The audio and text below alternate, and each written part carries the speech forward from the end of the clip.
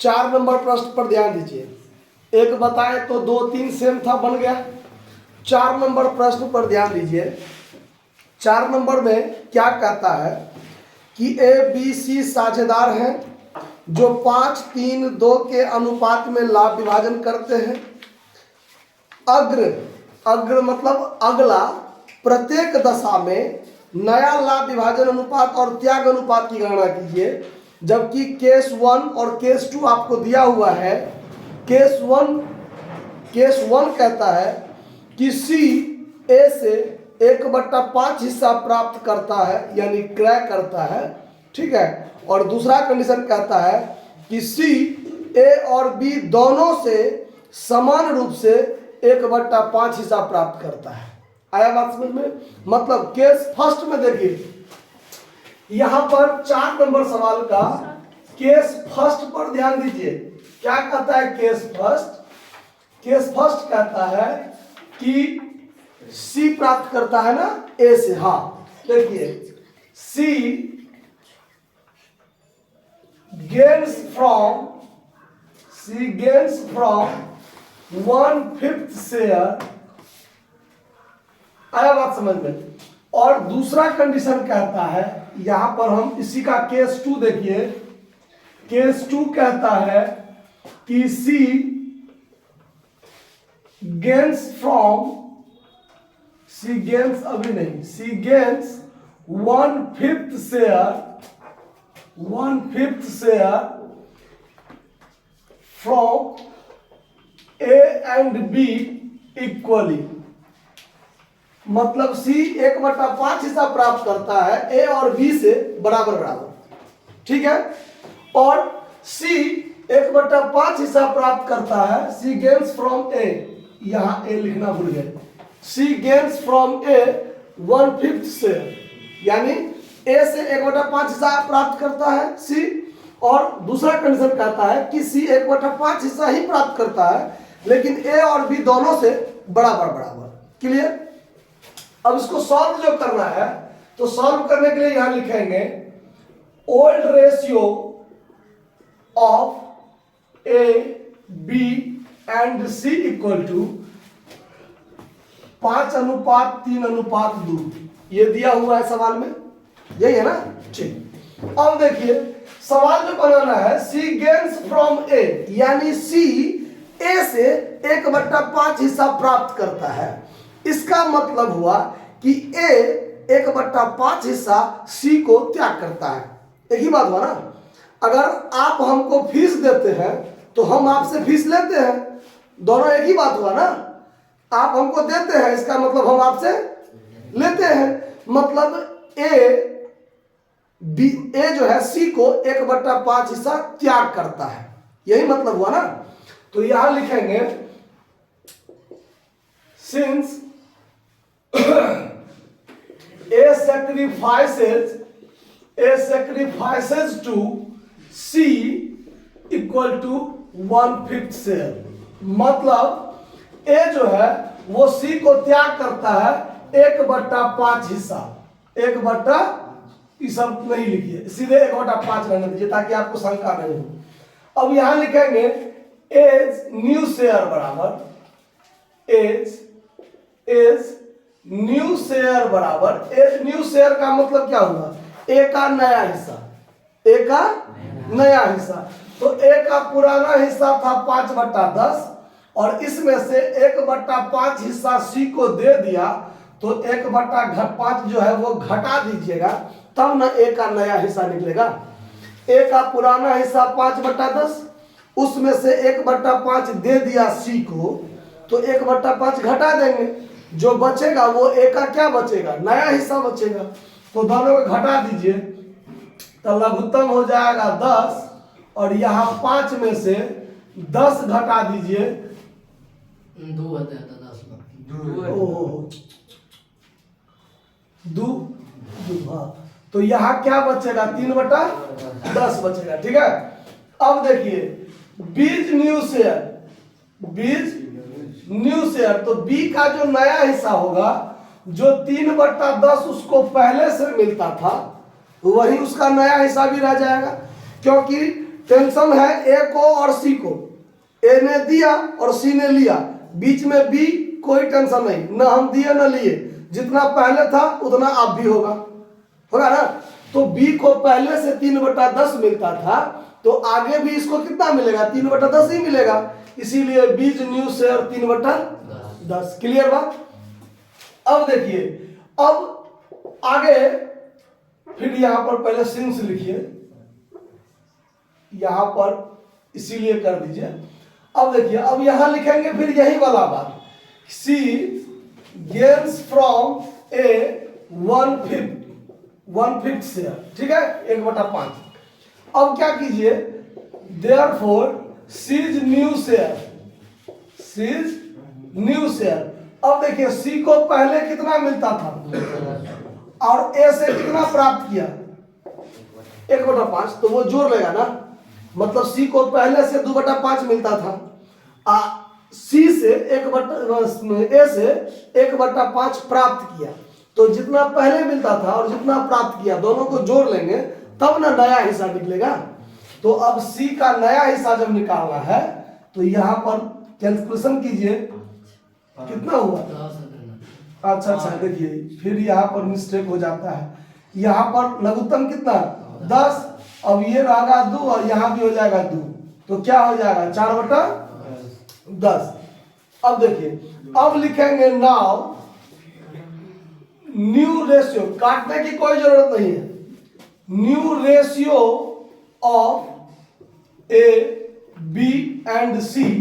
अब देखिए, ए बी सी का ये अलग अलग हिस्सा निकला है, ये अलग अलग क्या निकला, अनुपात होगा कैसे, तो तीनों को अनुपात के रूप में लाएंगे, तो 3/10 अनुपात 3/10 अनुपात 4/10। अब देखिए, नीचे में अगर तीनों सेम हो, नीचे में तीनों सेम हो 10 10 10, तो नीचे वाला जो है हटा देंगे, उसको उड़ा देंगे, और ऊपर वाला जो रहेगा 3 3 4, ये हो जाएगा आपका नया अनुपात। समझ में रहा बात है ना, आंसर इतना। ये चीज समझ में आया कि नहीं, सो आया, पहले बोलिए तब इस पर चलेंगे हम लोग। सवाल में है कि C gains from A 1/5 share, मतलब सी जो है ए से 1/5 हिस्सा क्या करता है, प्राप्त करता है।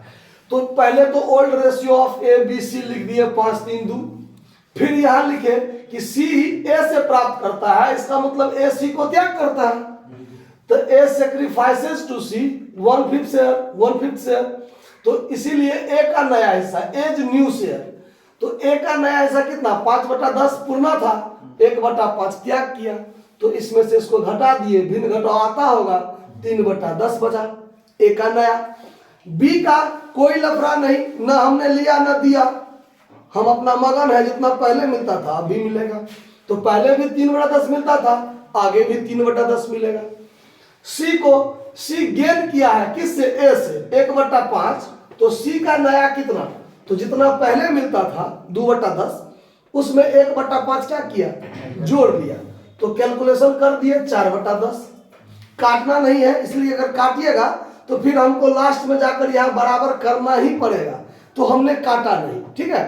तो सबके नीचे में 10 10 10 है ही, तो तीनों का जो अनुपात लगाएंगे, तो तीनों को एक लाइन में खड़ा कर दिए, नीचे में तीनों में एक समान था, तो नीचे वाला को हटा दिए, ऊपर वाला क्या हो गया, अनुपात। अगर नीचे वाला एक समान नहीं रहता तो लघुत्तम करके हम एक समान करना पड़ता, और अगर आगे कभी ऐसा सिचुएशन आएगा उस समय में हम ये चीज बता देंगे कि नीचे वाला यदि एक समान ना हो तो उसको एक समान कैसे करेंगे। जैसे भी बता ही देते हैं, एक एग्जाम्पल ले लेते हैं कि 1/2 अनुपात 1/3 अनुपात 1/4 है, तो ये नीचे में एक समान नहीं ना है।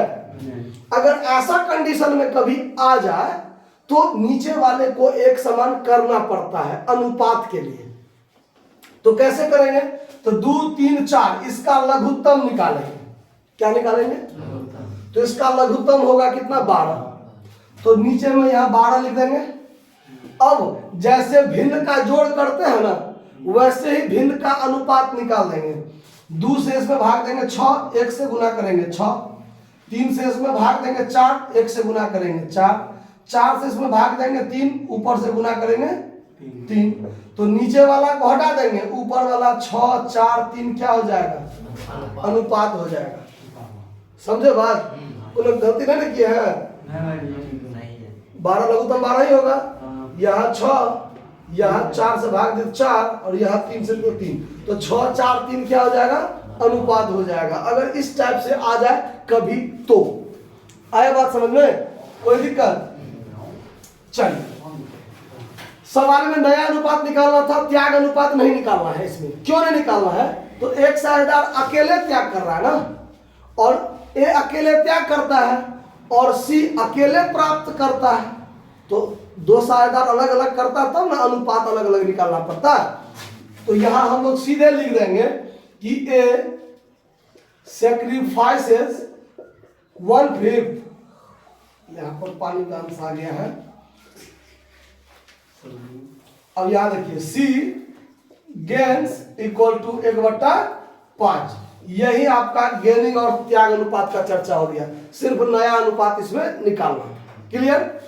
अब देखिए केस 2 में क्या होगा। केस 2 में यहां पर क्या कहता है कि सी 1/5 हिस्सा पाया है, ए और बी दोनों से बराबर बराबर। इसका मतलब है कि सी तो कुल मिलाकर 1/5 ही पाया है। 1/5 का आधा कौन दिया? ए। और 1/5 का आधा कौन दिया? बी। यही दिया ना। सी 1/5 पाया, जिसका आधा ए दिया आधा बी दिया। तो 1/5 का आधा कितना? 1/5 का आधा कितना? जितना ए दिया ए में से घटाएंगे, जितना बी दिया बी में से घटाएंगे। क्लियर? बात समझ में आ रहा है ना? तो इसको लिखेंगे कैसे, उस पर ध्यान दीजिए। यहां भी लिख लेंगे वैसे ही। Old ratio of A B C 5 3 2। सुनिए, बात नहीं बैच में होना चाहिए। देखिए यहां लिखेंगे सिंस सी नहीं, ए त्याग कर रहा है ना, तो ए का नाम लिखेंगे। ए sacrifices to C half of 1/5 share. Half का मतलब आधा होता है ना, इसीलिए एज सेक्रीफाइस इक्वल टू 1/5 का आधा। ऐसे ही नहीं करेंगे। आधा करने का मतलब किसी को आधा करना हो तो या तो 2 से भाग दीजिए या 1/2 से क्या कर दीजिए? गुना कर दीजिए। बात क्या होता है? बराबर। तो 1/5 गुने 1/2 तो 1/10। यानी ए का त्याग कितना? ए का त्याग कितना? 1/10। इसीलिए एज न्यू शेयर कितना? तो ए का पूर्णा था 5/10 और 1/10 उसने क्या किया? त्याग कर दिया। तो पूर्णा जितना था उसमें से त्याग वाला क्या कर लीजिए? घटा दीजिए। तो घटा दीजिए। घटाने पर एलसीएम 10, 5 में से 1 गया 4/10। क्लियर? अब देखिए अब आगे अगेन यानी पुनः यही काम करना है हमको। क्या? तो B sacrifices to C half of 1/5 से, यानी 1/5 का आधा सी को त्याग कर रहा है। कौन? बी। इसीलिए बीज सेक्रीफाइसेस बराबर 1/5 गुने 1/2 तो 1/10 है ना होगा। एक जब बराबर बराबर दिया, ए दिया 1/10 तो बी भी देगा 1/10। तो अब लिखेंगे इसीलिए बीज न्यू शेयर। तो बी का पूर्णा था 3/10, 1/10 दे दिया, लघुत्तम 10, 3 में से 1 गया 2/10। नहीं, कौन जरूरत है? आड़ी उड़ी लेकर है क्या काटने के लिए? काटने पर बड़ा ध्यान है तब से, है कि नहीं? नहीं काटेंगे हम, ऐसे ही रहेगा मेरा। अब आगे ध्यान दीजिए। अब क्या करेंगे? नाउ अब हमको पता है कि C gains from A and B equal to 1/5। C कुल मिलाकर तो 1/5 ना प्राप्त कर रहा है। 1/5 का आधा 1/10 ए दिया, 1/5 का आधा 1/10 बी दिया। अब 1/5 1/10 और 1/10 दोनों को जोड़िएगा तो 1/5 ना होगा है। तो ज्यादा परेशानी करने की जरूरत नहीं है। इसीलिए सीज न्यू शेयर बराबर तो सी का पुराना 2/5 2/10 था और 1/5 मिला, दोनों को जोड़िए तो 10, 2 जोड़ 2 बराबर 4/10। अब लिखेंगे यहां new ratio of A B and C 4/10 2/10 4/10। अब तीनों एक साथ खड़ा किए, एक लाइन में तीनों को खड़ा कर दिए ना। अब आपको इच्छा है तो काटिए, नहीं इच्छा है नहीं काटिए। अब इसका लघु अगर हम नीचे वाला को हटा दें तो अनुपात 4:2:4 हुआ। अब यदि ये तीनों किसी एक अंक से तीनों यदि कटे तो काटते चलिए, तब तक काटिए जब तक कि कटना बंद ना हो। अब ठीक है, तो अब अगर हम 2 से काटते हैं तो 2 दूनी 4, 2 1 2, 2 दूनी 4। अब नहीं कटेगा तो या तो 4:2:4 कहिए, लेकिन ऐसा कहना उचित नहीं होगा क्योंकि अनुपात होता है निम्नतम रूप। तब तक काटिए जब तक कि कटना बंद नहीं हो जाता, मतलब जब तक मर न जाए। आया बात समझ में? हाँ, तब तक काटिए जब तक ये अनुपात। हाँ चलिए हंसा दिए, थोड़ा सा सवाल पर ध्यान दीजिए। तो अब ये काट दिया 2 1 2, अब तो नहीं कटेगा ना। तो ये हो गया क्या चीज? नया अनुपात। ये क्या हो गया? अब आपको निकालना है सेक्रीफाइस रेशियो। क्या रेशियो? Sacrifice ratio. तो सेक्रीफाइस कौन कौन कर रहा है? ए और बी, 2 ही आदमी ने कर रहा है। तो sacrifice ratio of A and B कर दीजिए तो 1/10 1/10। ए 1/10 त्याग किया और बी 1/10 त्याग किया, तो अब उसका अनुपात निकाल दिए। 1/10 अनुपात 1/10 मतलब 1:1। क्लियर? कोई दिक्कत है बात समझने में? गेन तो सी अकेले गेन किया है 1/5। सी अकेले तो शुरू में लिखा हुआ है 1/5 गेन किया है। बात समझ में आया? सवाल देखने में लग रहा है इतना बड़का, लेकिन सवाल में जान कुछ नहीं है। दिमाग नहीं लगाइएगा तो भड़का, नहीं तो साफ हल्का। नोट कर लीजिए। धन्यवाद।